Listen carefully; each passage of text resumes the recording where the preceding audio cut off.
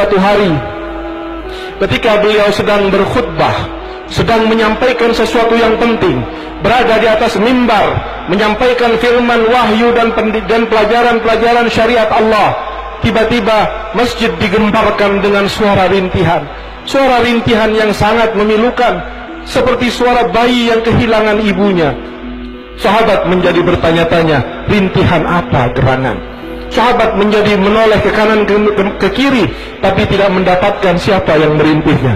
Nabi SAW sedang berkhutbah, mendengarkan, sahabat sedang mendengarkan. Ketika Nabi mendengar rintihan itu, maka Nabi yang sedang berkhutbah, sedang melakukan pekerjaan penting, sedang menyampaikan wahyunya Allah, sedang mengajarkan agamanya Allah, tiba-tiba memutus khutbahnya. Turun Nabi dari mimbarnya, lalu berjalan ke sebuah arah di masjid, lalu Nabi mendekati sebuah pohon kurma yang sudah tua. Pohon kurma yang sudah tua berada di masjid, yang biasanya pohon itu dipegang oleh Nabi, dijadikan semacam mimbar untuk menyampaikan wahyu Allah dan ajaran-ajaran agama. Kemudian dibuatkan mimbar baru oleh sahabat. Hadirin rahimakumullah, pohon kurma yang tidak punya hati, pohon kurma yang tidak punya perasaan, pohon kurma yang tidak membaca salawat, mereka merasa hatinya teriris ketika dipisah dari Nabi Muhammad. Hatinya menangis dan merintih ketika tidak lagi dijadikan mimbar Nabi Muhammad SAW. Dan lihat bagaimana reaksi Sayyidina Muhammad terhadap pohon, terhadap yang tidak bernyawa, terhadap sesuatu yang mungkin boleh dijadikan hukumnya sebagai kayu bakar dan mubah, tidak haram sama sekali. Mungkin dipotong-potong menjadi sekian, dibuat jembatan, dibuat hal-hal yang bermanfaat, tidak ada dosa sama sekali. Tetapi lihatlah Sayyidina Muhammad, ketika Nabi Muhammad tahu bahwa rintihan itu keluar dari pohon kurma yang sudah kering, Nabi Muhammad turun dan sedang khutbah. Nabi Muhammad hentikan khutbahnya, Nabi Muhammad turun dan kemudian menghampiri pohon kering itu.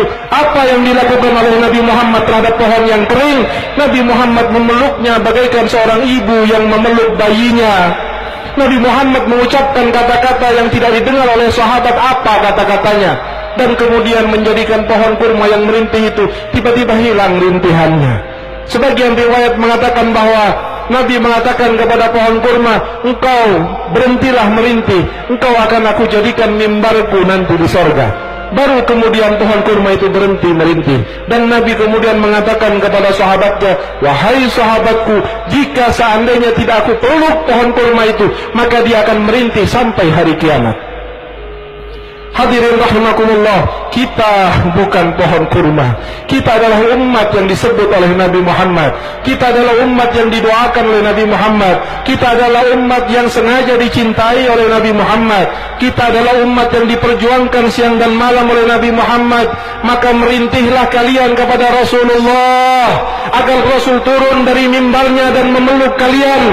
Jika seandainya Nabi akan turun dan memutus khutbahnya untuk memeluk sebatang pohon kurma yang kering, maka apakah mustahil jika seandainya yang merintih itu adalah orang yang hobi maulid, orang yang cinta ulama, orang yang salat 5 waktu, orang yang selalu membaca salawat kepada Nabi Muhammad, kemudian pada satu saat dia mengheningkan perasaannya, dia memfokuskan perhatiannya, lalu terucap dari mulutnya, Assalamualaikum ayyuhan nabiyyu wa rahmatullahi wa barakatuh, lalu mengalir kedua air matanya.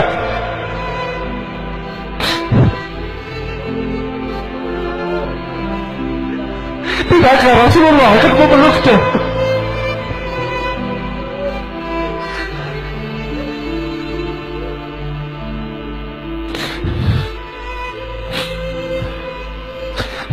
Betapa mulianya adalah seorang hamba dipeluk oleh Sayyidina Muhammad. Betapa agungnya jika seorang hamba dipeluk oleh Sayyidina Muhammad.